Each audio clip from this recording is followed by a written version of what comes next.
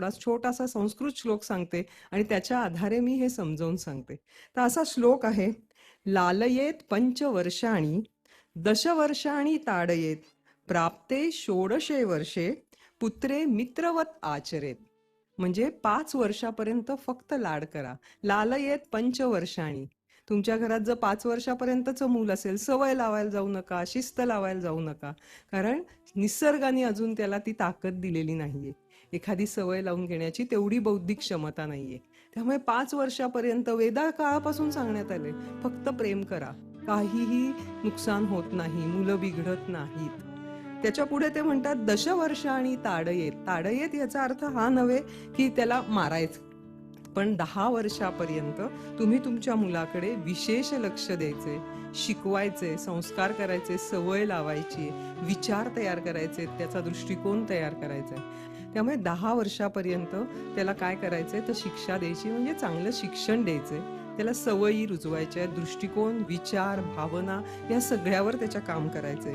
प्राप्ते षोडशे वर्षे म्हणजे 16 वर्षाचा झाला आपला मूल की मित्रवत आचरेत, मित्राप्रमाणे राहायचंय.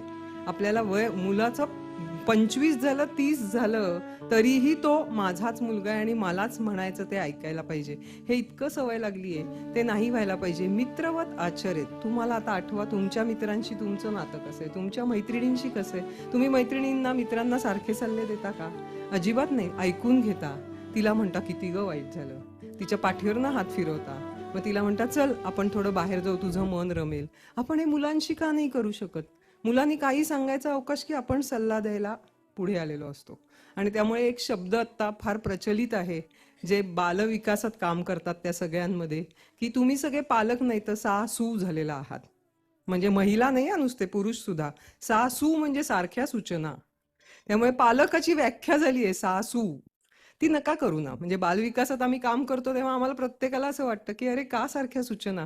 मित्रवत आचरेत. 16 वर्षाच्या पुढच्या मुळा तुम्ही मित्रवत करून बघा, खूप फरक पडणार आहे. उलट तुम्हाला असं वाटेल की अरे मला चांगला आधार मिळालेला आहे.